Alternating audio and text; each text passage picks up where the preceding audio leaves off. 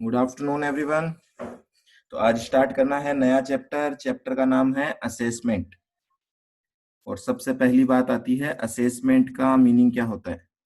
तो बहुत सिंपल सा मीनिंग आपको देखना है असेसमेंट का। सिंपली हम बोल सकते हैं डिटर्मिनेशन ऑफ टैक्स पेएबल। अब टैक्स पेएबल कैलकुलेट करना है आपको, तो टैक्स पेएबल कैलकुलेट करने के लिए क्या क्या निकालना पड़ता है। एक आपको निकालना पड़ेगा आपकी आउटपुट टैक्स लायबिलिटी, है ना। आउटपुट टैक्स लायबिलिटी कितनी है हमारी, वो हमें कैलकुलेट करनी है। एलिजिबल आईटीसी कितना है हमारे पास, वो हमें कैलकुलेट करना है। और कई बार टैक्स लायबिलिटी अंडर आरसीएम भी होती है, tax liability under reverse charge mechanism, ये आपको कैलकुलेट करना है। मतलब ये सारी चीजें हमें जो कैलकुलेट करनी होती है वो राइट तरीके से कैलकुलेट हो जाए एज पर लॉ। जो प्रोविजंस हमने पढ़े हैं उसी को कहा जाता है असेसमेंट करना। अब ये कैलकुलेशन कौन करेगा, ये आपको समझना है इस चैप्टर में कि जो टैक्स पेएबल की कैलकुलेशन है, जिसमें आउटपुट टैक्स भी आ गया, आरसीएम वाला टैक्स भी आ गया, आईटीसी की एलिजिबिलिटी भी आ गई, ये सारी चीजें कैलकुलेट कौन करता है। क्या ये कैलकुलेट रजिस्टर्ड पर्सन करेगा या फिर ये सारी चीजें कैलकुलेट जीएसटी डिपार्टमेंट करेगा। आप अपने दिल से पूछो और मुझे जवाब दो, ये कैलकुलेशन किसको करनी चाहिए। अल्टीमेटली रेवेन्यू गवर्नमेंट की है और पेमेंट रजिस्टर्ड पर्सन को करना है। आपने कहा रजिस्टर्ड पर्सन ये कैलकुलेट करेगा, क्या फेयर होगी क्या कैलकुलेशन। अगर मैं मान लेता हूं कि ये रजिस्टर्ड पर्सन है जो कि कैलकुलेट करने वाला है, दिस इज रजिस्टर्ड पर्सन, क्या ये फेयर कैलकुलेशन करेगा, कहीं घपला नहीं करेगा, ये नहीं करेगा। ऑब्वियस सी बात है। ये क्या चाहेगा, ये वाला जो पोर्शन है ये तो हो जाए कम और ये वाला जो पोर्शन है ये हो जाए ज्यादा। ठीक है, वापस से सोचो, फिर से सोच के बताओ दोबारा, एक और अटेम्प्ट लो। कैलकुलेशन किसको करनी चाहिए, दोनों करेंगे। हाँ जी। तो देखो आपके लिए टैक्स खर्चा है, गवर्नमेंट के लिए टैक्स इनकम है। तो इनकम जिसकी होती है वो ज्यादा कंसर्न होता है, वो तो चेक करेगा ही करेगा। पर सब रजिस्टर्ड पर्सन की कैलकुलेशन डिपार्टमेंट करे ऐसा प्रैक्टिकली पॉसिबल नहीं है। इसलिए जो सिस्टम बनाए हुए हैं वो आपको पढ़ने। ठीक है, तो कुल मिला के आपने जो कहा है कि कैलकुलेशन दोनों लोग करेंगे। दूसरा आदमी कौन है, ये है आपका प्रॉपर ऑफिसर, जिसको आप जीएसटी ऑफिसर बोलते हैं। ठीक है, तो मैं बोल रहा हूं कैलकुलेशन दोनों लोग करेंगे।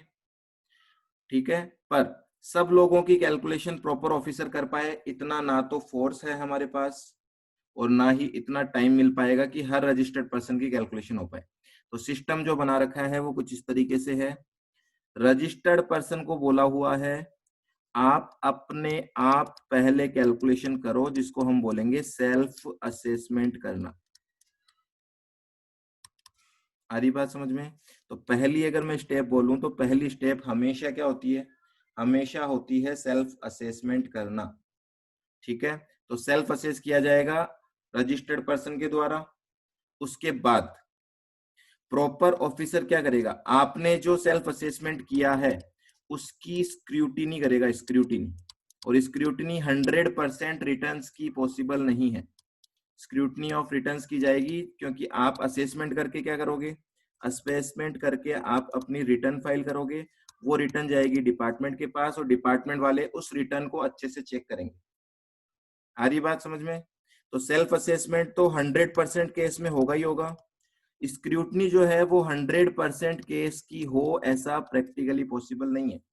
तो वो कुछ रैंडम स्क्रूटनीज होगी जो कि कई बार सिस्टम डिसाइड करता है, कई बार ऑफिसर अपने हिसाब से डिसाइड करता है कि किन किन लोगों की स्क्रूटनी करनी चाहिए। क्लियर है यहाँ तक बात, यहाँ तक क्लियर है सबको। ओके जी, यहाँ तक क्लियर है। तो अब हम आ जाते हैं चैप्टर्स पे। गौरांग कह रहे हैं वो किसी की भी चेक कर सकते हैं, ये जिनके टर्नओवर ज्यादा है उनकी करेंगे ना जी ना। आपका कितना भी टर्नओवर है वो इरेलेवेंट है। ये सारा का सारा ऑफिसर के पास पावर है, वो किसकी रिटर्न स्क्रूटनी में लेना चाहता है। ठीक है, पर प्रैक्टिकली आप सोचोगे तो आपको भी पता है ऑफिसर किसकी रिटर्न स्क्रूटनी में लेगा। जिसका टर्नओवर ज्यादा होगा उसी की लेगा, क्योंकि वहीं पे स्कोप मिलेगा कोई ना कोई टैक्स चोरी होने का।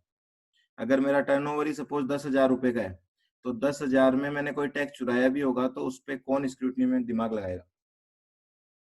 ठीक है, समझ रहे हो बात को।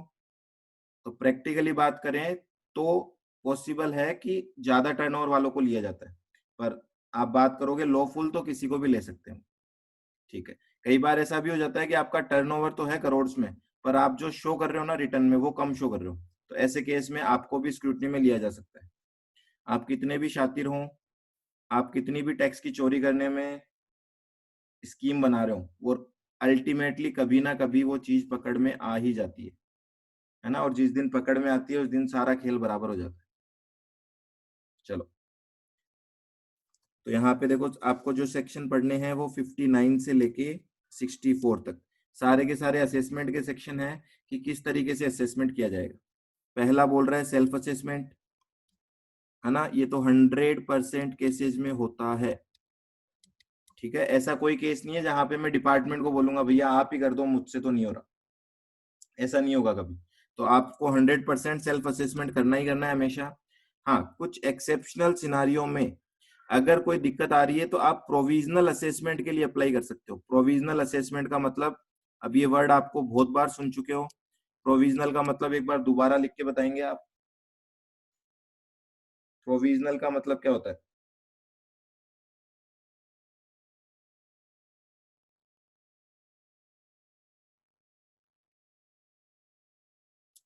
नॉट येट फिक्स्ड, ठीक है, जो कि टेम्पररी है, अभी तक फाइनलाइज नहीं हुआ है।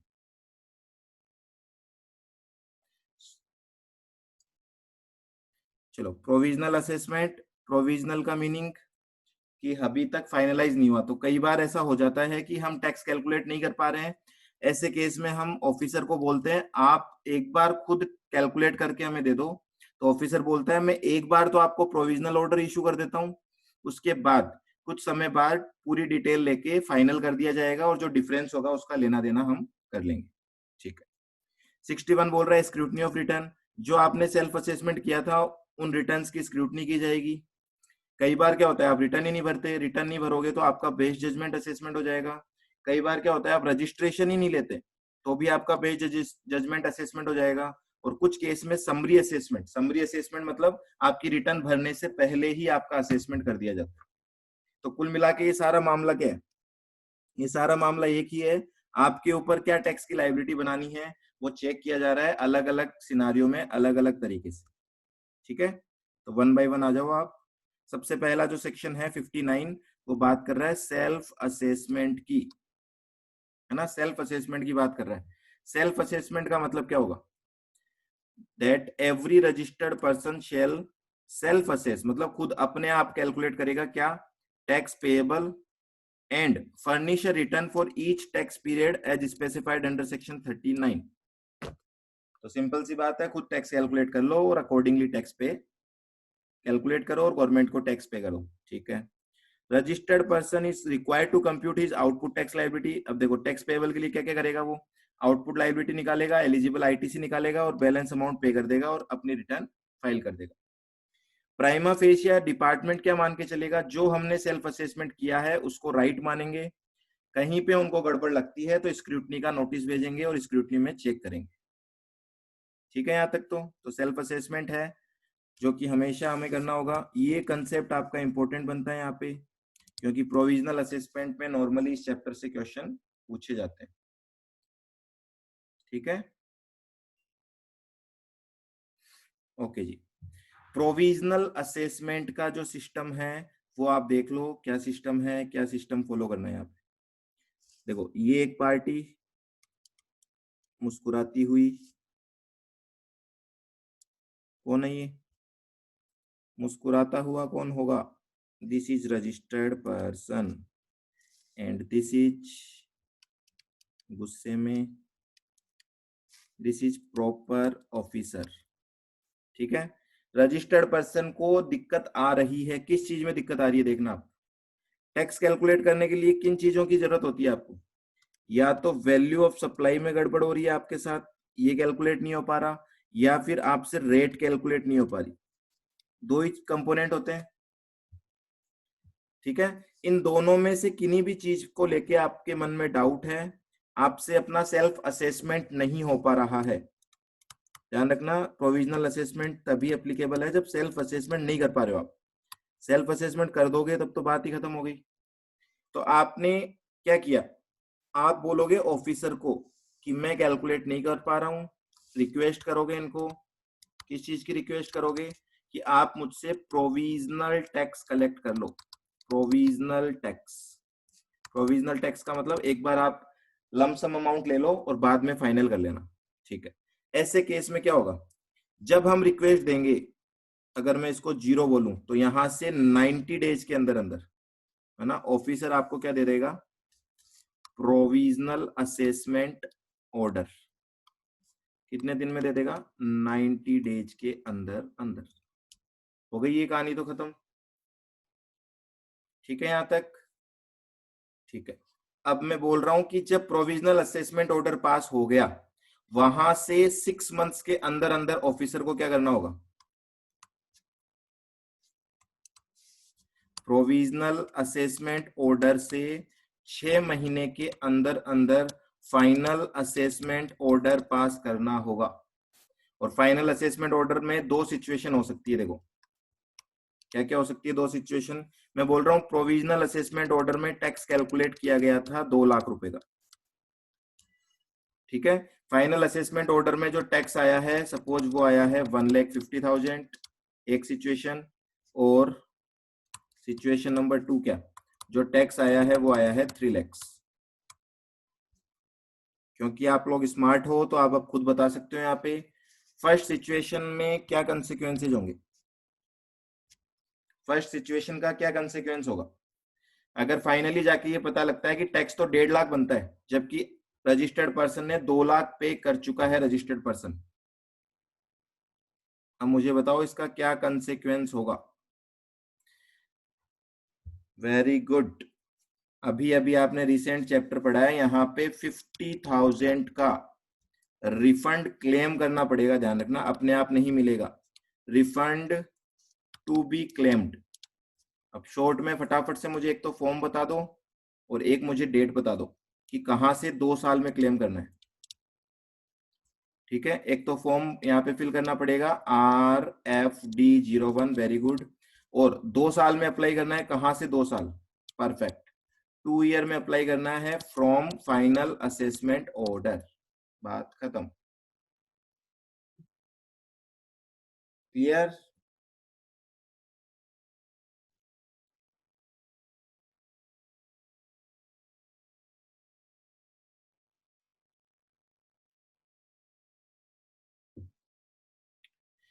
ठीक है जी, सेकंड केस की बात बताओ मुझे।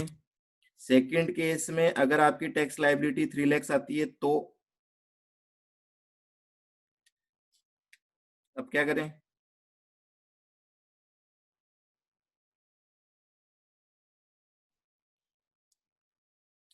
1 लाख का टैक्स पेबल होगा। चलो आपने कहा 1 लाख की टैक्स पे कर दिया जाएगा, पेबल। क्लियर है यहाँ तक, कोई इशू नहीं है।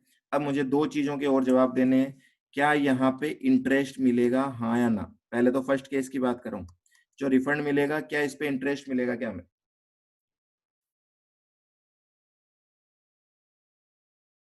क्या रिफंड पे इंटरेस्ट मिलेगा, हाँ या ना?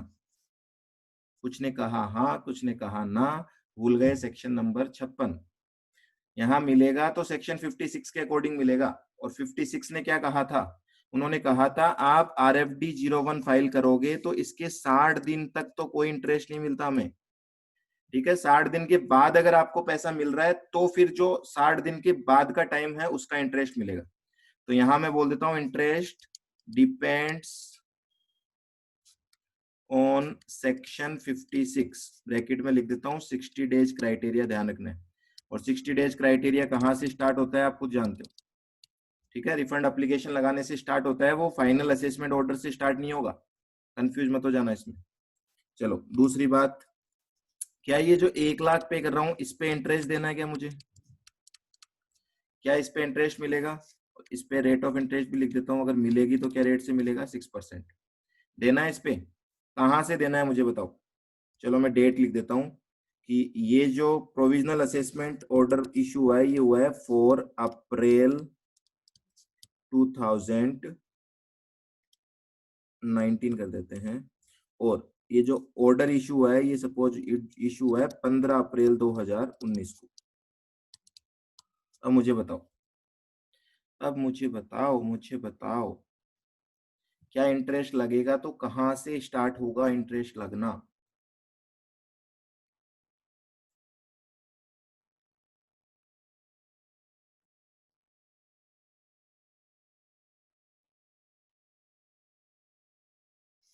आपने नहीं बताया, कोई इश्यू नहीं है, हम बता देते हैं। ये स्टार्ट होगा आपके टैक्स की ड्यू डेट से। अब ये बता सकते हो आप, यहाँ पे टैक्स की ड्यू डेट क्या होगी बोलो? 2 लाख अगर अप्रैल मंथ का टैक्स है तो इसको जमा कराने की ड्यू डेट क्या होती है?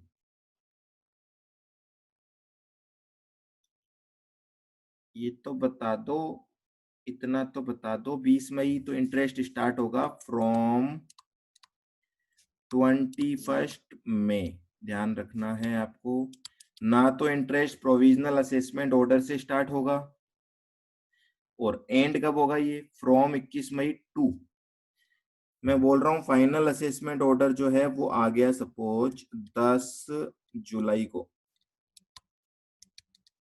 क्या 10 जुलाई तक का इंटरेस्ट लगेगा? करें क्या 10 जुलाई तक का इंटरेस्ट लगेगा? चलो ये भी बोल देता हूँ, फाइनल असेसमेंट ऑर्डर तो 10 जुलाई को आया है, और हमने जो पे किया है वो पे किया है सपोज 18 जुलाई को। अब बता दो मुझे, आपका माइंड क्या बोलता है? क्या 10 तारीख तक का इंटरेस्ट लगना चाहिए, 18 तारीख? परफेक्ट आंसर, 18 तारीख तक का टैक्स लगेगा। प्लीज एग्जाम्पल को कॉपी कर लो। इंटरेस्ट की रेट क्या रहने वाली है यहाँ पे? 18% पर एनम। एग्जाम्पल कॉपी कर लो। प्रोविजनल असेसमेंट का कंसेप्ट हो गया आपका इसके साथ finish. This is provisional assessment.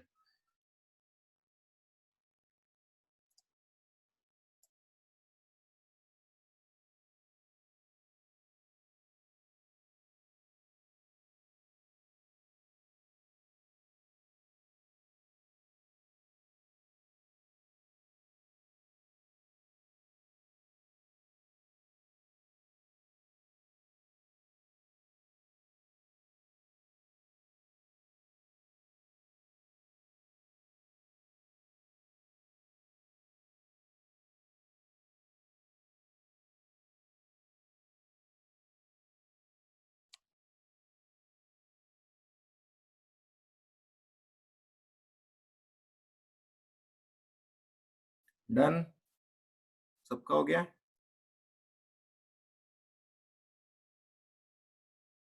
चलो जी, अब नोट से पढ़ लेते हैं जो हमने कंसेप्ट पढ़ा है, क्या ये यही बातें कर रहा है क्या?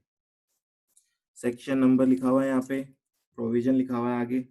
सबसे पहला सेक्शन बोल रहा है 60 subsection 1, where the taxable person is unable to determine the value of goods और सर्विस और determine the rate of tax applicable thereto. ये लिखवाया था मैंने आपको कि जो रजिस्टर्ड पर्सन है वो ना तो वैल्यू, या तो वैल्यू नहीं निकाल पा रहा या फिर रेट नहीं निकाल पा रहा, ठीक है। तो ऐसे केस में क्या करेगा ये? ही में रिक्वेस्ट द ऑफिसर, ऑफिसर को रिक्वेस्ट करेगा राइटिंग में। राइटिंग का मतलब आप जानते ही हो कि एक फॉर्म हमें पोर्टल पे सबमिट करना होता है। सारा का सारा पोर्ट जो प्रोसेस है वो ऑनलाइन है, ठीक है। फॉर्म नंबर बिल्कुल भी याद नहीं करना है, अगर आपके माइंड में सेट हो जाता है अपने आप तो ठीक है, ठीक है, अदरवाइज कोई फॉर्म याद करने की जरूरत नहीं। तो ASMT 01, ASMT का मतलब असेसमेंट 01 में आप अप्लाई करोगे, रीजन भी बताओगे कि किस रीजन से आपसे कैलकुलेशन नहीं हो पाती, ठीक है। ऑफिसर क्या करेगा? ऑफिसर जो होता है यहाँ पे वो होता है ACDC। मुझे बताओ ACDC कमिश्नर की हायरार्ची पे कौन सी पोजीशन पे आता है?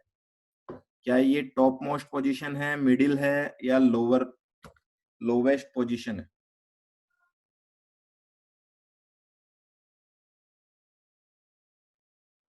Please reply fast.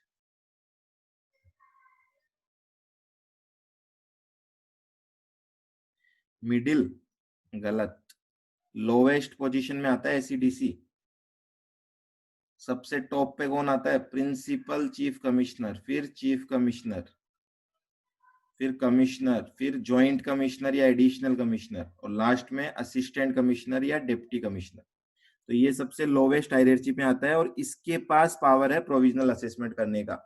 अब मुझे सिंपल सा लॉजिक आपको बताया हुआ है मैंने, अगर इसके पास पावर है इसका मतलब इससे हायर अथॉरिटी के पास ऑटोमेटिकली पावर आ जाता है। ठीक है, चलो जी।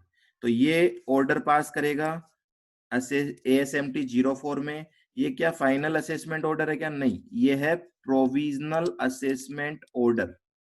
प्रोविजनल असेसमेंट ऑर्डर पास किया जाएगा ASMT 04 में। कितने दिन में पास करना होता है ये ऑर्डर? 90 डेज के अंदर अंदर। कहां से 90 डेज? जो हमने रिक्वेस्ट की है वहां से 90 डेज में। तो ये जब लिमिट्स आ जाती है ना, ये लिमिट्स एग्जाम के लिए इंपॉर्टेंट हो जाती है, तो इसको अच्छे से ध्यान रखना। चलो आगे बोल रहा है, ऑर्डर में क्या लिखा जाएगा? ये लिखा जाएगा कि हम आपको अलाउ करते हैं प्रोविजनल बेसिस पे आप टैक्स दे दो हमें। ठीक है, कोई दिक्कत नहीं है, जिसको फाइनलाइज कर लिया जाएगा 6 मंथ्स के अंदर अंदर। नेक्स्ट सेक्शन पे आ जाओ। On provisional assessment the supplier can pay tax on provisional basis but only after he executes a bond with security. ये चीज ध्यान रखनी है, जब भी आप प्रोविजनल टैक्स देते हो तो आपको साथ में एक बॉन्ड या बॉन्ड देना पड़ेगा, जिसके साथ एक 25% तक की सिक्योरिटी भी लगाई जाती है। और सिक्योरिटी का मतलब होता है बैंक गारंटी। ठीक है, तो सपोज आपने टैक्स दिया है और आपसे बॉन्ड लिया जा रहा है, आपने 2 लाख का तो टैक्स दे दिया, ऑफिसर ने कहा कि 3 लाख का बॉन्ड दे दो हमें। 3 लाख का बॉन्ड मांग लिया ऑफिसर ने, तो 3 लाख का तो आप बॉन्ड दोगे। बॉन्ड का मतलब क्या होता है आपको मैंने ऑलरेडी बता रखा है, एक बार फिर बोल रहा हूँ। बॉन्ड मतलब कुछ नहीं होता, एक अंडरटेकिंग होती है, कि एक वादा होता है कि अगर फाइनल असेस्ड ड्यूटी 2 लाख से ज्यादा आती है, क्योंकि हमने पेमेंट कितने का किया है? 2 लाख का। अगर फाइनल असेस्ड ड्यूटी 2 लाख से ज्यादा आती है तो ऐसे केस में मैं देने के लिए लायबल हूं, इस चीज का आपको वादा करना है। ठीक है, अब 3 लाख का तो आपने कर दिया वादा, जिसको मैं बॉन्ड लिख रहा हूं, ब्रैकेट में वादा लिख देता हूं ताकि आपको समझ में आ जाए। 3 लाख का तो आपने बॉन्ड दे दिया। अब पूछना मत 3 लाख कहां से आया, 3 लाख ऑफिसर ने बोला है। ऑफिसर कितनी भी अमाउंट बोल सकता है डिपेंडिंग ऑन योर सिचुएशन। ठीक है, इसके बाद 3 लाख का बॉन्ड के साथ बैंक गारंटी भी देनी पड़ेगी क्या? हाँ जी, देनी पड़ेगी। कितने की होगी? कितने की बैंक गारंटी होगी? मैक्सिमम 25% की बैंक गारंटी मांगी जा सकती है आपसे, और ये मैक्सिमम है। तो 3 लाख का 25% कितना होगा? 75,000 की आपसे बैंक गारंटी मांगी जा सकती है। आ रही बात समझ में? बोलो, क्या ये पॉइंट क्लियर है आपको? एक वादा करना है, वादा मतलब बॉन्ड, बॉन्ड के साथ देनी है बैंक गारंटी मतलब सिक्योरिटी, और वो जो बैंक गारंटी है वो बॉन्ड अमाउंट के 25% से ज्यादा नहीं हो सकती है। Is it clear? ठीक है जी, क्लियर है यहां तक, कोई इशू नहीं है, आगे बढ़ो। आगे बोल रहा है time limit to finalise provisional assessment. Already पता है आपको कितना टाइम लिमिट होता है, 6 मंथ्स। कहां से 6 मंथ्स? प्रोविजनल असेसमेंट ऑर्डर से। ठीक है, ये रहा provisional assessment order. Provisional assessment order से आपका टाइम काउंट होगा 6 मंथ्स का। 6 मंथ्स में असेसमेंट ऑर्डर पास करना होता है। कौन सा assessment order? Final assessment order. ठीक है जी, क्या इसमें कोई एक्सटेंशन है? हाँ जी, एक्सटेंशन है, और इंपॉर्टेंट पॉइंट है, याद रखोगे। देखो फटाफट से बताओ, किसने फाइनल असेसमेंट ऑर्डर पास किया है? कौन सी अथॉरिटी ने, कौन से कमिश्नर ने पास किया है फाइनल असेसमेंट ऑर्डर? एसीडीसी ने। एसीडीसी के ऊपर कौन होता है? जॉइंट कमिश्नर या एडिशनल कमिश्नर। इसके ऊपर कौन होता है? कमिश्नर। चीफ कमिश्नर मैंने आपको हमेशा बोला है वो आशीर्वाद देने के लिए बैठे हैं वहां पे। ठीक है ना, वो कभी भी फील्ड वर्क नहीं करते। ठीक है, तो एसीडीसी ने तो 6 महीने यूज कर ही लिए। एसीडीसी को लग रहा है कि 6 महीने में फाइनल असेसमेंट ऑर्डर पास नहीं हो पा रहा है, तो वो जाएगा किसके पास? जेसी एसी के पास। उनको बोलेगा वो यहाँ पे 6 मंथ्स का एक्सटेंशन और दे सकते हैं। ठीक है, यहां भी काम नहीं बना, यहां भी काम नहीं बना तो हम जाएंगे और बड़े पापा के पास, कमिश्नर के पास, और वो हमें बोलते हैं तू छोड़ 6-6 महीने का झंझट, मैं तुझे 4 साल का एक्सटेंशन देता हूं। तो कुल मिला के अगर आप सारा पीरियड जोड़ लोगे कितना हो सकता है? 5 ईयर से ऊपर कभी भी नहीं हो सकता है, ध्यान रखना। क्या ये टाइम लिमिट क्लियर है सबको? 6 महीने हमें ऑलरेडी मिले हुए हैं प्रोविजनल असेसमेंट को कंप्लीट करने के लिए। 6 महीने का एक्सटेंशन ले सकते हैं एसी जेसी से, और 4 साल का एक्सटेंशन ले सकते हैं कमिश्नर से। एसी खुद एक्सटेंड कर सकता है क्या? खुद कैसे करेगा? खुद नहीं कर सकता, इसीलिए तो हम पढ़ रहे हैं कि एक्सटेंशन का हमें किससे परमिशन लेनी है? पीसी। पीसी खुद कर रहा होगा तो बिल्कुल खुद तो कर ही देगा ना। अगर पीसी खुद होगा तब तो 5 साल की लिमिट अपना ही हो जाती है इम्प्लाइड। पर ऐसा होता नहीं है कि कमिश्नर अपने हाथ में केस लेता है, हमेशा एसीडीसी करता है। हो सकता है कभी एसीडीसी प्रैक्टिकली अवेलेबल ना हो, तो ऐसी सिचुएशन में ऐसी पॉसिबिलिटी है। ठीक है, तो वहां ध्यान रखना आप, अगर कमिश्नर कर रहा होगा तो 5 साल का टाइम हो जाता है उसके पास। ठीक है जी, चलें आगे। इंटरेस्ट प्रोविजन ऑलरेडी समझा चुका हूं मैं आपको। शॉर्ट पेमेंट है तो आपको इंटरेस्ट देना पड़ेगा 18% की रेट से, जो कि स्टार्ट होगा ड्यू डेट से, ड्यू डेट ऑफ पेमेंट से स्टार्ट होगा, और जब तक आप पे नहीं करते तब तक चलेगा। मतलब ना तो प्रोविजनल असेसमेंट ऑर्डर की डेट से कोई लेना देना है, ना फाइनल असेसमेंट ऑर्डर की डेट से कोई लेना देना है। ठीक है, अगर मैंने एक्सेस पेमेंट कर दिया तो मुझे रिफंड मिलेगा 6% की रेट से, पर वो भी कब मिलेगा? 60 डेज वाला क्राइटेरिया यहाँ पे अप्लाई करना पड़ेगा। आई होप क्लियर है प्रोविजनल असेसमेंट का कंसेप्ट आपको, सबको क्लियर है? ठीक है, अब एक क्वेश्चन बना रखा है यहाँ पे, देखो, explain the procedure to be followed for provisional assessment. तो कहानी मैंने कुछ कुछ आपको यहाँ पे समझाने की कोशिश की थी। अगर ये पिक्चर आपके दिमाग में है तो वो प्रोसेस आपको अच्छे से समझ में आ जाएगा। ठीक है, देखो क्या प्रोसेस है। पहला पॉइंट बोल रहा है अप्लाई करेंगे, कौन से फॉर्म में अप्लाई करेंगे? ASMT 01, इतना सा ध्यान रखना है फर्स्ट पॉइंट में। ठीक है, तो पहली बात है कि यहाँ पे रजिस्टर्ड पर्सन अप्लाई करेगा। दूसरी बात, रजिस्टर्ड पर्सन ने तो अप्लाई कर दिया, पर अगर ऑफिसर को कोई एडिशनल इंफॉर्मेशन मांगनी है तो हमने तो बोल दिया कि सर हमारा प्रोविजनल असेसमेंट कर दो। बीच में इन बिटवीन डाउट आया है, सर जो सिक्योरिटी दी थी उसका क्या होगा? सिक्योरिटी अगर फाइनल असेसमेंट हो गया तो वो सिक्योरिटी आप वापस मांग लोगे, वो बैंक गारंटी रिलीज कर दी जाएगी। ठीक है, अगर आप पेमेंट नहीं कर पाए तो सिक्योरिटी से, बैंक गारंटी से आपका पेमेंट रिकवर कर लिया जाएगा। तो वो इस प्रोसेस में कंप्लीट हो जाएगी चीज। देखो, तो पहला पॉइंट मैंने कहा, रजिस्टर्ड पर्सन ने बोला ऑफिसर को कि सर हमें प्रोविजनल असेसमेंट करवाना है, कर दिया हमने अप्लाई। ऑफिसर ने कहा हमें कुछ एडिशनल डिटेल चाहिए, ये डिटेल सबमिट करो जो कि हमें हेल्प करेगी आपका प्रोविजनल असेसमेंट फाइनल करने में। तो हमने एडिशनल इंफॉर्मेशन दे दी उनको। ठीक है ना, रिप्लाई कर दिया। हमसे मांगी कौन से फॉर्म में थी? ASMT 02, हमने ASMT 03 में एडिशनल इंफॉर्मेशन सबमिट कर दी। ठीक है, यहां तक तो ये हो गई आपकी 3 स्टेप। फिर आपको 4th स्टेप में प्रोविजनल असेसमेंट ऑर्डर दे दिया जाएगा ASMT 04, जो कि आपने ऊपर भी पढ़ा था फॉर्म नंबर। ये 90 डेज में देना होता है। ठीक है, जैसे ही आपको प्रोविजनल असेसमेंट ऑर्डर मिलेगा, आप वहां पे सिक्योरिटी भी दोगे और बॉन्ड भी दोगे। और वो कितने अमाउंट की हो सकती है? देखो, सिक्योरिटी मैक्सिमम 25% की हो सकती है। ठीक है, कौन से फॉर्म में बॉन्ड दोगे आप? ASMT 05 में। ये फॉर्म याद हो तो बहुत अच्छा है, नहीं हो तो स्किप कर देना। आप केवल प्रोसेस समझ लो, एग्जाम में केवल स्टेप वाइज प्रोसेस लिख दोगे ना, वो बहुत मोर देन इनफ है। ठीक है ना, कि सबसे पहले मैंने अप्लाई किया, फिर ऑफिसर ने एडिशनल इन्फॉर्मेशन मांगी, मैंने उसका रिप्लाई कर दिया, फिर ऑफिसर ने मुझे प्रोविजनल असेसमेंट ऑर्डर दे दिया।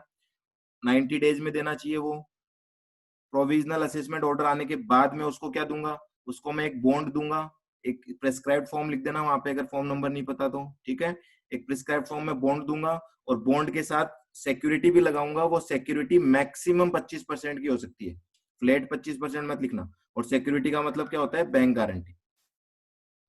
90 डेज में ऑर्डर नहीं आया तो प्रोविजनल असेसमेंट ऑर्डर एक तरीके से आप बोल सकते हो कि वॉइड हो जाएगा, ठीक है। फिर वो प्रोविजनल देने के लिए वो जो ऑर्डर आएगा वो माना नहीं जाएगा, तो वहां पे आपको दोबारा अप्लाई करना पड़ेगा एक बार प्रोविजनल ऑर्डर के लिए, ठीक है जी। हाँ जी, आगे बॉन्ड मैंने दे दिया। बॉन्ड देने के बाद प्रोविजनल असेसमेंट कंप्लीट हो जाएगा और फिर हम सप्लाई कर पाएंगे। और सप्लाई किस रेट पे कर पाएंगे, वो टैक्स दे पाएंगे जो प्रोविजनल असेसमेंट में पास हुआ है ASMT 04 में, ठीक है। प्रोविजनल ऑर्डर आने के बाद डिपार्टमेंट लग जाएगा अपनी फाइनल असेसमेंट की तैयारी में, जो कि उनको करना है 6 महीने के अंदर अंदर, ठीक है। और फाइनल ऑर्डर के बीच में अगर उन्हें कोई इंफॉर्मेशन चाहिए तो वो आपसे मांगेंगे इंफॉर्मेशन ASMT 06 फॉर्म भेज के। और सारी इंफॉर्मेशन मिलने के बाद वो आपको फाइनल असेसमेंट ऑर्डर दे देंगे, AS फाइनल असेसमेंट ऑर्डर कौन से फॉर्म में दे देंगे, ASMT 07 में, ठीक है जी। ओके, यहाँ ऐसा हुआ क्या। उसके बाद क्या बोल रहे हैं, उसके बाद बोल रहे हैं जो आपने बॉन्ड दिया था ना, बॉन्ड, ठीक है, वो बॉन्ड आप वापस मांग लोगे, मतलब सिक्योरिटी वापस मांग लोगे ASMT 08 फॉर्म भर के। और वो सिक्योरिटी आपको लौटा दी जाएगी ASMT 09 फॉर्म आपको मिल जाएगा उसके अंदर अंदर 7 डेज के अंदर। I hope process is clear. उसके अलावा आपको एक बार पढ़ना पड़ेगा, 3 फॉर्म यहाँ पे इंपॉर्टेंट है, वो मुझे बता दो आप। ये रजिस्टर्ड पर्सन कौन से फॉर्म में अप्लाई करेगा प्रॉपर ऑफिसर को, और प्रॉपर ऑफिसर कौन से फॉर्म में प्रोविजनल असेसमेंट ऑर्डर देगा और कौन से फॉर्म में फाइनल असेसमेंट ऑर्डर देगा। देखो ASMT 01 में तो मैं अप्लाई करूंगा, वेरी गुड।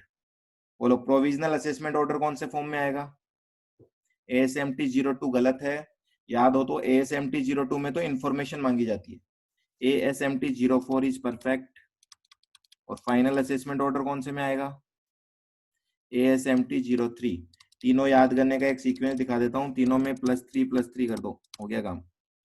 एक में अप्लाई, +3 4 में प्रोविजनल, +3 7 में फाइनल असेसमेंट। क्लियर है, clear clear clear clear clear, बोलो जी, जल्दी से बोलो जी। हाँ जी हाँ जी, ठीक है, आगे चलो आगे चलो। तो ये हो गया आपका प्रोविजनल असेसमेंट खत्म। होप आपको बात समझ में आई होगी। अब हम आगे बढ़ रहे हैं। आगे बढ़ने से पहले एक बार वो पिक्चर आपको दिखा देता हूं मैं, ताकि वापस माइंड सेट बैठ जाए। ये वाली पिक्चर, इस पिक्चर में मैंने क्या कहा था, इस पिक्चर में मैंने कहा था कि सबसे पहले सेल्फ असेसमेंट करेगा हमारा पप्पू लाल, ठीक है। तो मिस्टर पप्पू बोल देते हैं इस रजिस्टर्ड पर्सन को हम। ये सेल्फ असेसमेंट करेगा, कर दिया इसने सेल्फ असेसमेंट। सेल्फ असेसमेंट करके इसने क्या कर दिया, यहाँ पे अपनी रिटर्न फाइल कर दी, GSTR3B फाइल कर दी इन्होंने भैया ने। उसमें अपने टैक्स लाइबिलिटी भी बता दी। क्या ऑफिसर के पास पावर है वो इस रिटर्न को स्क्रूटनाइज कर सकता है, हाँ या ना, फटाफट से फटाफट से। क्या वो यहाँ पे, ठीक है, कर सकता है, कोई दिक्कत नहीं है। पर मैं यहाँ पे आपको 3 सिचुएशन बताने वाला हूँ, है ना, 3 सिचुएशन समझना। मैं बोल रहा हूँ ये जो मिस्टर पप्पू है, ये 3 सिचुएशन पॉसिबल है। पहली सिचुएशन तो ये है कि ये रिटर्न फाइल करता है अपनी, रिटर्न फाइल्ड, और रिटर्न फाइल कर दी, इसका मतलब क्या हुआ कि इसने सेल्फ असेसमेंट किया है, ठीक है जी। एक सिचुएशन तो ये हो सकती है। दूसरी सिचुएशन ये हो सकती है कि ये रजिस्टर्ड पर्सन तो है पर इसने रिटर्न ही फाइल नहीं की। क्या हो सकता है, कैसा, मेरे को बता देना जो सिचुएशन आपको लगे सर ऐसा कैसा हो सकता है। रिटर्न नॉट फाइल्ड, अब रिटर्न फाइल नहीं की इसका मतलब क्या, सेल्फ असेसमेंट कर लिया क्या इसने, नहीं जी नहीं किया, है ना। रिटर्न फाइल नहीं की इसका मतलब हम मानेंगे सेल्फ असेसमेंट नहीं किया। तो सेल्फ असेसमेंट ही नहीं किया इसने, तो इसकी रिटर्न की स्क्रूटनी कहां से करूं मैं, ठीक है। थर्ड सिचुएशन है कि भैया इनको रजिस्ट्रेशन लेने की लाइबिलिटी तो, सॉरी रजिस्टर्ड पर्सन लिख दिया मैंने, मैं बोल रहा हूं इनको रजिस्ट्रेशन लेने की लाइबिलिटी तो थी पर not registered. O my God, इसका मतलब ये बंदा अभी भी अनरजिस्टर्ड है और लाइबल भी था ये रजिस्ट्रेशन के लिए, तो रिटर्न भरने का तो सवाल ही नहीं है। अब क्या होगा, क्या कहता है आपका मन? देखो पहले सिचुएशन की बात कर रहा हूं, मैंने रिटर्न नहीं भरी, सॉरी मैंने रिटर्न भरी है, मिस्टर पप्पू ने रिटर्न भरी है, क्या होगा यहाँ पे? स्क्रूटनी होगी क्या रिटर्न की? स्क्रूटनी ऑफ रिटर्न, हाँ जी, आपने कहा हाँ जी, तो आंसर इज वेरी गुड। तो स्क्रूटनी हो जाएगी रिटर्न की। स्क्रूटनी का मतलब क्या होता है? आपकी रिटर्न को अच्छी तरीके से परखा जाएगा, जांचा जाएगा, देखा जाएगा उसमें कहाँ कोई गड़बड़ हो सकती है आपके द्वारा। अगर सब कुछ सही है तो कोई इशू नहीं है, बात खत्म हो जाएगी। अगर कहीं कोई गड़बड़ है तो फिर आपको नोटिस आएंगे, नोटिस का आप रिप्लाई करोगे और फाइनली आपका असेसमेंट कंप्लीट होगा। ठीक है, बोलो यहाँ पे एक बार ठीक है बोल दो, तो सेकंड कंसेप्ट पे चलते हैं। बहुत इजी सा चैप्टर है ये, मतलब आपको केवल सोचना है क्या हो सकता है प्रैक्टिकली, वही चीजें यहाँ लिखी हुई है। ठीक है, हाँ जी ठीक है ही लिखा है आपने। अब आ रहा हूं मैं सेकंड सेकंड सेकंड। अगर आपने रिटर्न नहीं भरी, आप बोलो, अब आपको क्या लगता है? आप प्रॉपर ऑफिसर हो, ऐसा फील करो आप प्रॉपर ऑफिसर हो।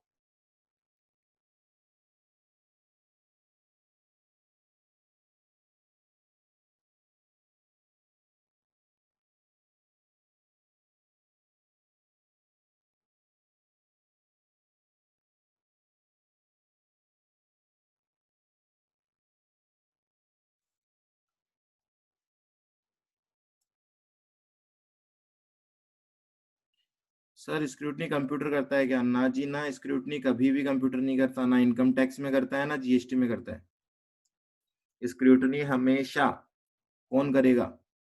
ह्यूमन बीइंग करेगा। कंप्यूटर से स्क्रूटनी होती है क्या कभी? कंप्यूटर से स्क्रूटनी के केसेस फाइंड आउट हो सकते हैं कि कंप्यूटर में सॉफ्टवेयर लगा हुआ है कि भैया जिसका परचेजेज अनरजिस्टर्ड पर्सन से होना उनको पकड़ के ले आना, ऐसा हो सकता है कंप्यूटर में फीड किया हो। जिसने इंटर स्टेट सप्लाई करी हो उसको पकड़ के ले आना, जिसने ई कॉमर्स ऑपरेटर से बेचा उसको पकड़ के ले आना, ऐसा हो सकता है कंप्यूटर में डाला हुआ हो क्राइटेरिया। स्क्रूटनी तो हमेशा कौन करेगा? ह्यूमन बीइंग ही करेगा। ठीक है ना, माइंड अप्लाई होता है जहां पे, वहां पे कंप्यूटर काम नहीं कर सकेगा आज की डेट में, आगे तो पता नहीं क्या होगा। अब मुझे बताओ, अभी तक तो रिप्लाई नहीं किया आप लोगों ने, अगर मैंने रिटर्न नहीं भरी क्या होगा? मैंने रिटर्न नहीं भरी, अब ऑफिसर क्या करेगा? बजा, क्या बात है, ऑफिसर बोलेगा आपने रिटर्न नहीं भरी, परफेक्ट सत्यम, है ना, बजा तो करेगा पर बजा ऐसी थोड़ी कर देगा वो। आपने रिटर्न नहीं भरी, रजिस्ट्रेशन ले रखा है आपने, तो पहले तो आपके पास नोटिस भेजेगा वो ऑफिसर, पहले आपको नोटिस भेजेगा, भैया क्या खुशी का मौका है कि आप रिटर्न नहीं भर रहे हो, फटाफट से रिटर्न फाइल करो। और कौन से सेक्शन में आता है आपको पता है क्या ये? क्या 46 सेक्शन पढ़ा था हमने कुछ, कि जब हम रिटर्न नहीं भरते हैं तो हमें नोटिस आता है कि 15 दिन में रिटर्न भर दो। ठीक है, तो एक तो पहले नोटिस आता है रिटर्न भरने का, फिर भी हम नहीं भर पाते तो भी हमें एक मौका दिया जाता है और, है ना, फिर भी एक अपॉर्चुनिटी ऑफ बीइंग हर्ड देते हैं, भैया क्या दिक्कत है तुम्हें, रिटर्न क्यों नहीं भर रहे हो। और ऐसे केस में मतलब अपॉर्चुनिटी ऑफ बीइंग हर्ड बोल रहा हूं मैं, ये भी मिल गई आपको। इसके बाद आपको करना पड़ेगा क्या? Best judgement assessment. अब कुछ नहीं कर सकते। ठीक है, clear, okay. Best judgement assessment में ऑफिसर ने आपका बजा दिया बाजा, बोला कि चलो 10 लाख की टैक्स लायबिलिटी निकालता हूं मैं आप पे। अब फंस गए, कोई दिक्कत नहीं है, एक और यहाँ पे आपको मौका मिल रहा है, 1 महीने के अंदर अंदर रिटर्न भर दो, आपका जो बेस्ट जजमेंट असेसमेंट हुआ है उसको वॉइड मान लिया जाएगा। आधी बात समझ में? तो देखो कितने मौके दे रही है सरकार, इससे ज्यादा और क्या चाहिए आपको। जितने बार मौका मिले मौके पे चौका मारो, आपका काम हो जाएगा। और क्या करे, आपको सर काट के रख दी क्या आपके सामने। कितने मौके दे दिए, पहले नोटिस भेज रहे हैं, फिर अपॉर्चुनिटी दे रहे हैं, फिर वजह कर रहे हैं, वजह से भी 1 महीने का टाइम दे रहे हैं। ठीक है, इसका बताओ चलो लास्ट वाले का। रजिस्ट्रेशन ही नहीं ले रखा आपने, अब रजिस्ट्रेशन ही नहीं ले रखा भैया आपने, तो क्या रिटर्न का नोटिस आएगा क्या। नहीं, यहाँ पे तो आपको वजह करेंगे वो। ठीक है, नोटिस भेजेंगे, नोटिस भेजने के बाद आपका कर देंगे बेस्ट जजमेंट असेसमेंट। बस यही चीजें पढ़नी है अब आपको, 3 सेक्शन इसी से रिलेटेड आपको पढ़ने हैं, फटाफट से नोट्स पे आ जाते हैं और इनको कंप्लीट करते हैं। ठीक है, ज्यादा टेक्निकल कुछ चीज है नहीं इसमें। तो सबसे पहला सेक्शन है 61, वो बोल रहा है scrutiny of return. Scrutiny of return उसी की हो सकती है जिसने रिटर्न फाइल की हो। क्या बोल रहा है, प्रॉपर ऑफिसर में स्क्रूटनाइज का मतलब उसकी चॉइस है वो स्क्रूटनी में ले या नहीं ले। The return and related particulars furnished by a registered person to verify the correctness of the return and inform him of the discrepancy noticed in SMT 10 if any and seek his explanation thereto। ठीक है, तो आपके return को check करेंगे, check करके कोई गड़बड़ लगती है तो आपको एक नोटिस भेज देंगे SMT 10 में। ठीक है जी। In case explanation furnished by a registered person in form SMT 11 is found acceptable, the registered person shall be informed accordingly in form SMT 12 and no further action shall be taken in this regard।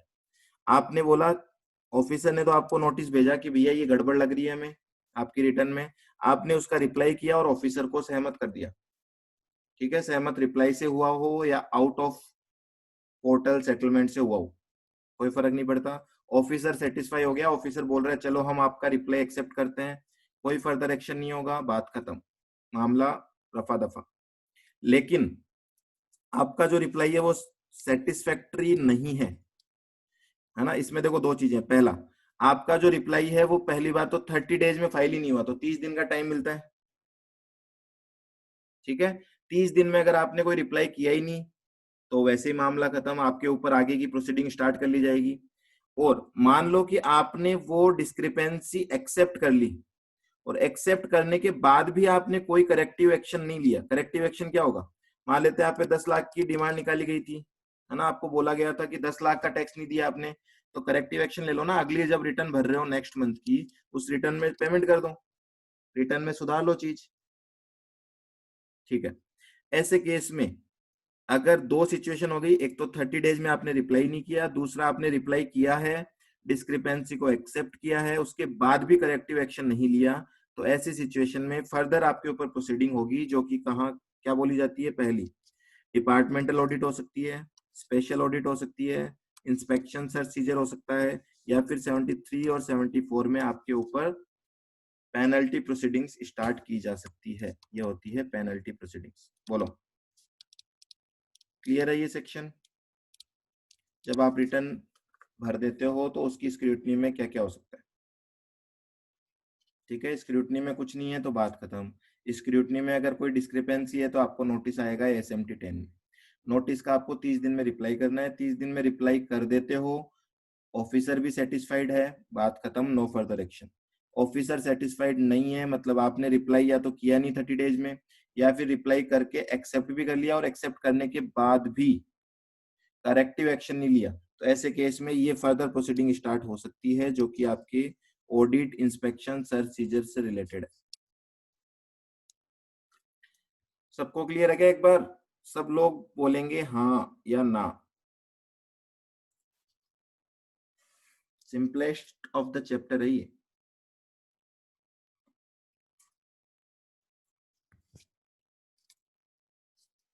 Note करना है, क्या note करना है, कौन सा करना है note.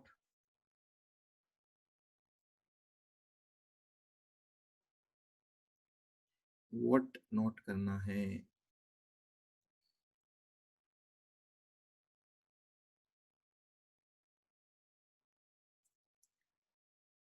अभी जो ऊपर लिखाया था वो कौन सा करना है आपको, नोट कर लीजिए आप। एक तो मैंने ये लिखाया देखो आपको ऊपर,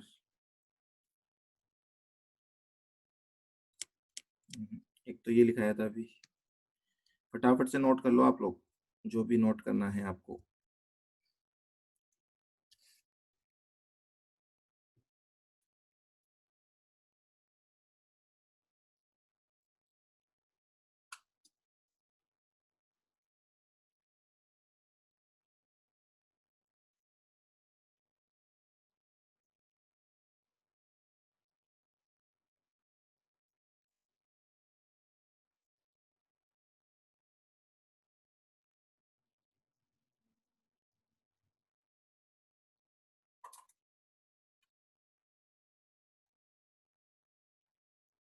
चलो जी,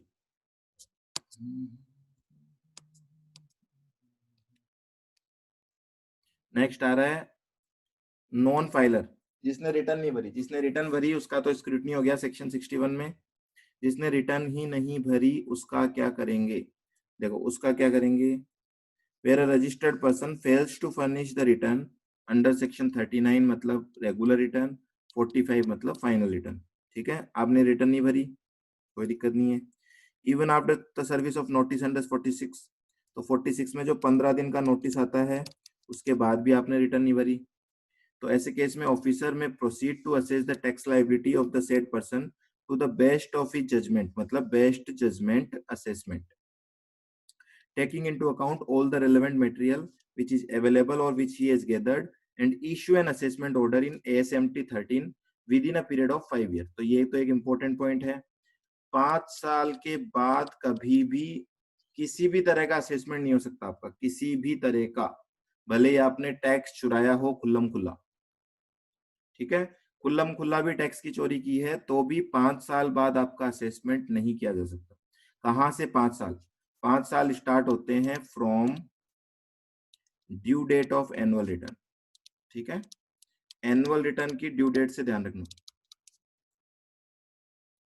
ठीक है जी, आगे, whether registered person furnishes a valid return within 30 days, तो मैंने शायद 1 महीना लिखा था, ध्यान रखना 1 महीना नहीं है, 30 डेज है। ठीक है, करेक्शन कर लेना वहां पे, 1 मंथ और 30 डेज में फर्क होता है, तो 30 डेज लिखा हुआ है यहाँ पे। अगर 30 दिन में हम वैलिड रिटर्न फाइल कर देते हैं तो जो ऊपर ऑर्डर दिया गया है उसको क्या मान लिया जाएगा? विड्रॉन। ठीक है, क्लियर है बात यहाँ पे आप लोगों को? बोलो बच्चा बोलो।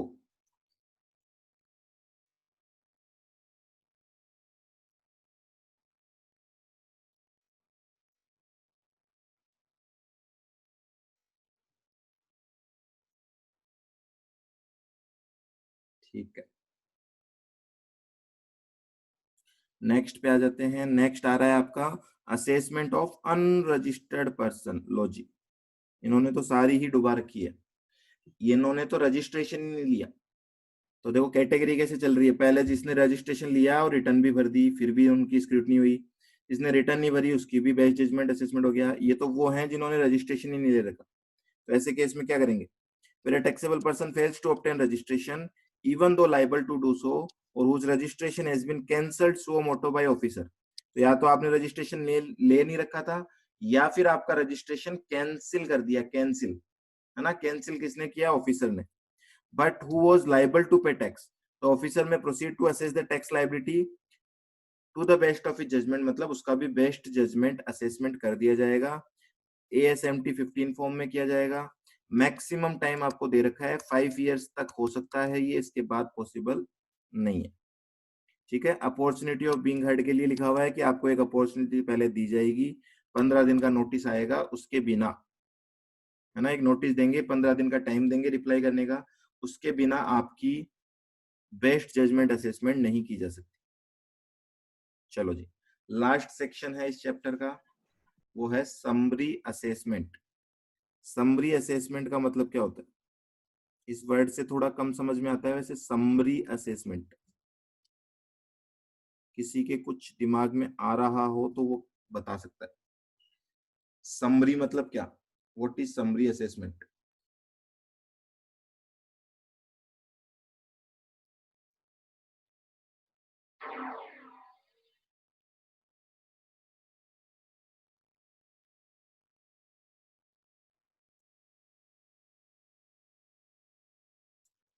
पहले लाइबल हो गया, आप बोल रहे हो ओवरव्यू, नहीं, पहले लाइबल हो गया असेसमेंट से, ना जी ना, पहले लाइबल हो गया, लाइबल तो नहीं हो सकता ना।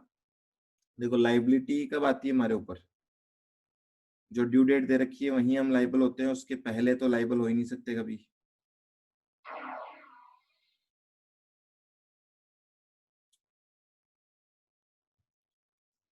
चलो, समरी असेसमेंट, इसीलिए मैंने बोला इस शब्द से समझ में नहीं आ सकता। समरी असेसमेंट का मतलब क्या है कि आपको कई बार डिपार्टमेंट को ऐसी फीलिंग आती है, फीलिंग, देखो ये आपको नाम देते ही समझ में आ जाएगा, ये है मिस्टर नीरव मोदी। अब आपको कुछ कुछ ख्याल आ रहे होंगे, मिस्टर नीरव मोदी है, ये कंपनी चलाता है, ठीक है। अब रियल वाले को मत लेना, वो तो मैंने नाम यूज किया है ताकि आपके दिमाग में बैठ जाए, ठीक है। तो ये क्या करता है, कंपनी चलाता है, और उस कंपनी में जीएसटी, ये रजिस्टर्ड पर्सन है। अब क्या हुआ कि भैया लंबा, बहुत बड़ा टर्नओवर है इसका, अच्छा खासा। ऑफिसर को क्या लग रहा है, ऑफिसर को लग रहा है भैया इसके तो गड़बड़ चल रही है बिजनेस में, और ये तो उड़ने वाला है, देश छोड़ के जाने वाला है। तो अगर मैं वेट करूं, किस चीज का वेट करूं, देखो हमें सेक्शन 61 ने बोला था क्या, कि हम रिटर्न आएगी पहले आपकी, है ना, पहले आप रिटर्न दोगे, रिटर्न की हम स्क्रूटनी करेंगे, है ना, और स्क्रूटनी करने के बाद अगर कोई लाइबिलिटी आती है तो आपको टैक्स लाइबिलिटी बोलेंगे और आप पे कर देना। अब इस ऑफिसर को लग रहा है कि ऐसा करना डिपार्टमेंट के लिए हानिकारक हो सकता है, असेसी डिपार्टमेंट के लिए हानिकारक है। बताओ क्या ये प्रोसेस चलेगा, जरूरी है इस प्रोसेस को कंटिन्यू रखना, नहीं है। बस इसी का सॉल्यूशन दिया है यहाँ पे सेक्शन नंबर 64 ने। उसने बोला है अगर ऐसी कभी सिचुएशन लगती है ऑफिसर को कि प्रॉपर चैनल से जाएंगे तो डिपार्टमेंट को लॉस हो सकता है, तो ऐसे केस में इस रजिस्टर्ड पर्सन की बिफोर फाइलिंग रिटर्न, ध्यान रखना मैं बोल रहा हूँ रिटर्न भरने से पहले, रिटर्न भरने से पहले ही क्या कर दिया जाएगा, असेसमेंट कर दिया जाएगा। ऐसे असेसमेंट को नाम दिया गया है समरी असेसमेंट। तो आप इसके नाम से नहीं कनेक्ट कर सकते, है ना, कई बार होता है नाम कुछ और होता है और गुण कुछ और होते हैं, जैसे आंख से अंधा नाम नैन सुख, तो बस वही चीज यहाँ पे हो रही है। तो समरी असेसमेंट जो शब्द है ना, आप इससे मीनिंग नहीं निकाल सकते, बस आप ध्यान रखो किस चीज को समरी असेसमेंट कहा जा रहा है, ठीक है। तो सेक्शन 64 पावर दे रहा है ऑफिसर को कि अगर आपको लगता है कि डिपार्टमेंट का लॉस हो सकता है अगर हमने वेट किया तो ऐसे केस में वेट मत करो, रिटर्न भरने से पहले ही बंदे का समरी असेसमेंट कर दो और उससे टैक्स रिकवर कर लो। अब अगर ये बंदा बोले अरे भैया आपको कोई गलत न्यूज लगी है, मैं कहीं भागने वाला नहीं हूँ, बहुत गुडविल की कंपनी है मेरी, अच्छी खासी ब्रांड है, आपको किसी ने बहकाया है, गलत इंफॉर्मेशन दी है, तो क्या ऐसे केस में असेसमेंट जो किया है हमने समरी असेसमेंट, ये विड्रॉ हो जाना चाहिए? हाँ जी हो जाएगा। अगर ऑफिसर को हम सेटिस्फाई कर देते हैं तो ये जो समरी असेसमेंट है इसको विड्रॉ कर लिया जाएगा। क्लियर है सबको बात? इतना सा सेक्शन है, छोटा सा प्यारा सा, बस अब रीड कर लेते हैं यहां से, खेल खत्म। Officer, the proper officer on any evidence showing a tax liability of a person coming to his notice। तो क्या कह रहे हैं एक बार अच्छे से देख लेना, ऑफिसर के पास सबूत है, सबूत, क्या लिखा है आपने बीच में, sir summary assessment GST audit होती है क्या? ना जी ना, audit and assessment are two different things. Assessment तो हो रही है टैक्स की, असेसमेंट मतलब सिंपल सी बात है आपका टैक्स डिटरमाइन किया जा रहा है ना, आपसे कितना टैक्स लेना है। ऑडिट तो होती है जब आपके पूरे अकाउंट्स बन जाएंगे उसके बाद, कि आपसे जो टैक्स लिया गया था अब ऑडिट में पकड़ा जाएगा। पर समरी रिटर्न भी नॉर्मल रिटर्न की जैसे ही होगी विड्रॉन, क्यों? समरी रिटर्न कहाँ होती है, मैंने कहा बोला समरी रिटर्न है।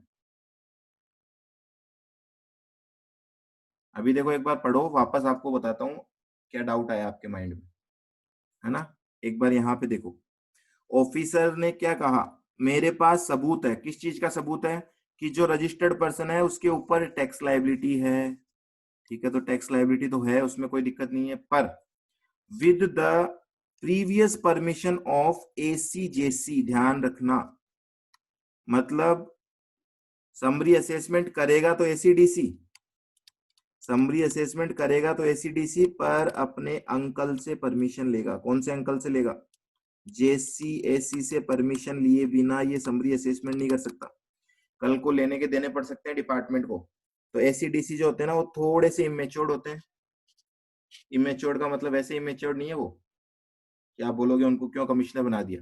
मैं बोल रहा हूँ थोड़े से लोवेस्ट हायरार्ची में है ना, तो इनको बोला जाता है कि बड़े बड़े फैसले लेने से पहले अपने अंकल को पूछ लेना। तो अंकल से परमिशन लेके आनी है, उसके बाद वो प्रोसीड करेगा। Proceed to assess the tax liability of such person to protect the interest of revenue and issue an assessment order ASMT 16 if he has sufficient ground to believe that any delay. अब यहां से underline कर लेना और इसको अच्छे से ध्यान रख लेना। उसको क्या लग रहा है, उसके पास सफिशिएंट ग्राउंड है ये विश्वास के लिए कि अगर कोई डिले की गई तो वो एडवर्सली अफेक्ट करेगी इंटरेस्ट ऑफ रेवेन्यू। बस ये बात ही तो ये अपने अंकल को बोलेगा, तभी तो अंकल परमिशन देंगे। ठीक है। Provided that where the taxable person to whom the liability pertains is not ascertainable. Oh my God, जिसके लिए बात कर रहे थे नीरव मोदी, वो तो ऑलरेडी भाग चुका है ही नहीं वो बंदा इंडिया में। अब क्या करें, किसको नोटिस भेजें? तो बोल रहे हैं अगर ये जो लायबिलिटी है गुड्स के संबंध में है, तो नीरव मोदी नहीं है तो आप चेक करो क्या ये गुड्स किसी की पोजीशन में है क्या इंडिया में। मैं बोल रहा हूँ मिस्टर बी की पोजीशन में है ये सारा का सारा गुड्स। तो मिस्टर बी को नोटिस भेज दो, इससे टैक्स रिकवर कर लो, क्योंकि गुड्स है ना इसके पास। आ रही बात समझ में? मैंने कहा अगर गुड्स के रेस्पेक्ट में समरी असेसमेंट हो रहा है और जो रजिस्टर्ड पर्सन है वो असर्टेनेबल नहीं है, या तो पता ही नहीं है या पता है कि वो इंडिया के बाहर जा चुका है, तो ऐसे केस में जिसके पास गुड्स की पोजीशन है, तो कई बार क्या होता है गुड्स की पोजीशन वेयर हाउस कीपर के पास होती है, कई बार एजेंट के पास होती है, कई बार ट्रांसपोर्टर के पास होती है। इनको पकड़ लो, इनको नोटिस भेज दो, इनसे टैक्स रिकवर कर लो। तो बोल रहे हैं such liability pertains to supply of goods, the person in charge of such goods shall be deemed to be the taxable person liable to be assessed and liable to pay tax and any other amount due under this section। तो person in charge कौन हो सकता है मैंने आपको बता दिया। ठीक है, यहां तक कोई दिक्कत नहीं है। फिर वो नीरव मोदी को पता लगा कि भैया मेरे ऊपर समरी असेसमेंट किया जा रहा है, जबकि कोई गलत अफवाह मार्केट में चल रही है मेरे बारे में।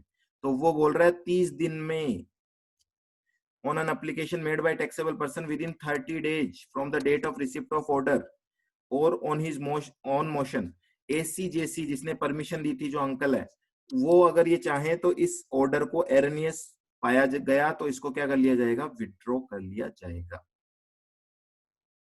अब मुझे लगता है आपको क्लियर होगा। अब आपने एक डाउट पूछा था कि समरी रिटर्न, पहले तो मैं आपका डाउट समझ लूं क्या लिखा है आपने। समरी रिटर्न भी नॉर्मल रिटर्न की जैसे ही होगी, विड्रॉल क्यों?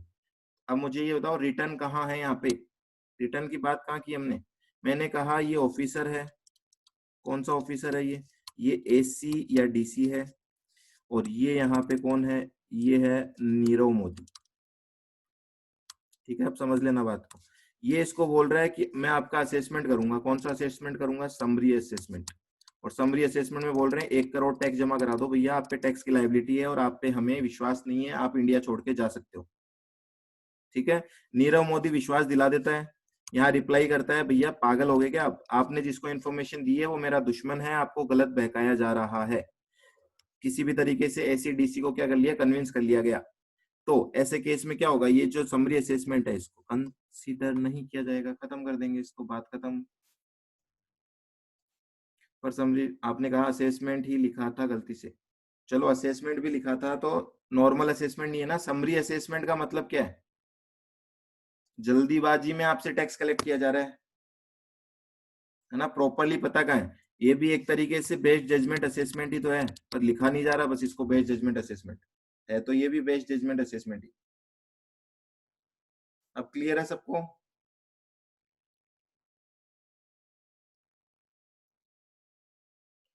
बोलो सबको क्लियर है, चैप्टर खत्म हो चुका है, कोई डाउट है तो आप पूछ सकते हो।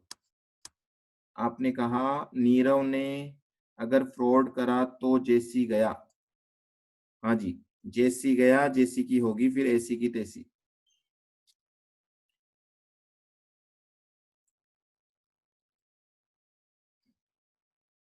डिस्कनेक्ट हो गया, पहले क्या बताया बता दो। अब मुझे क्या पता कहाँ से डिस्कनेक्ट हुआ था, मैं लिंक भेज दूंगा, आप पूरी क्लास देख लेना दोबारा, या फिर आप पर्टिकुलर बता दो मुझे कि कौन सा बताना है। ठीक है, मुझे नहीं बताना कब से डिस्कनेक्ट हुआ है, या तो कौन सा डिस्कनेक्ट हुआ था कहाँ से वो बता दो, या फिर मैं क्लास का लिंक दे दूंगा, वहां पे वापस से देख लेना। ये जो डायग्राम बनाया ये वाला, चलो ये मैं बता देता हूँ, ये कहानी मैंने बोली थी, ये बोल रहा हूँ मैं, एससीडीसी ने अपने अंकल जेसी से जॉइंट कमिश्नर से परमिशन ली, परमिशन लेके नीरव मोदी को समरी असेसमेंट का नोटिस भेजा, बोला 1 करोड़ का टैक्स दे दो क्योंकि हमें आप पे विश्वास नहीं है, आप इंडिया छोड़ के जा सकते हो, है ना, और आपका हमने वेट किया रिटर्न भरने का, तब तक हमारे ऊपर लॉस का साया मंडरा रहा है, लॉस हो सकता है हमें। नीरव मोदी ने बोला आप पागल हो चुके हो, मतलब ऐसा बोला नहीं, टेक्निकली ऐसा समझाया उनको, रिप्लाई दिया अच्छे से कि आपने जो इंफॉर्मेशन गैदर की है वो इंफॉर्मेशन सही नहीं है, वो मेरे खिलाफ र्यूमर्स उड़ाए जा रहे हैं, सेटिस्फाई कर दिया उसने जॉइंट कमिश्नर को। तो ऐसे केस में जो समरी असेसमेंट पास किया था एसीडीसी ने, वो समरी असेसमेंट विड्रॉ कर लिया जाएगा, है ना, क्योंकि वो तो गलती से इश्यू हो गया था, र्यूमर्स के बेसिस पे हुआ था और र्यूमर्स गलत थे। अब क्लियर है क्या? अब बात क्लियर है? तेज तेज तो नहीं बोला ना मैंने बहुत ज्यादा?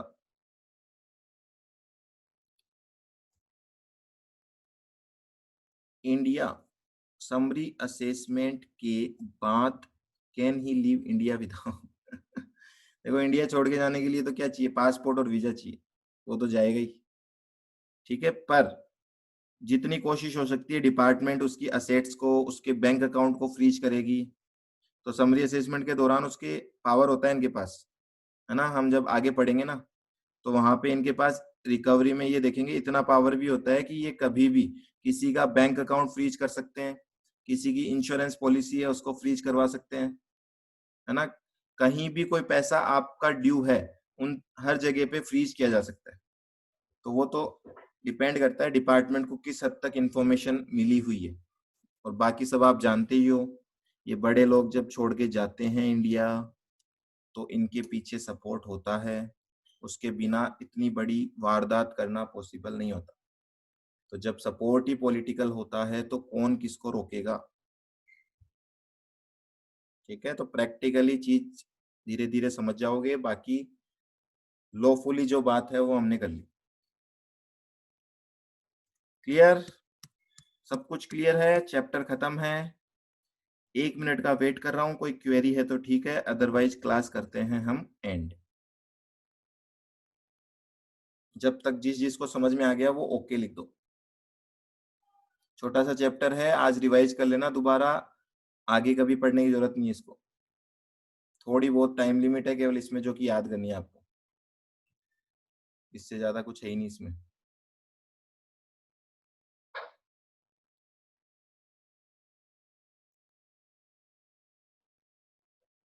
चलो सबका ओके आ गया, इसका मतलब किसी को डाउट नहीं है, तो इस क्लास को करते हैं हम end. Tata bye bye, take care.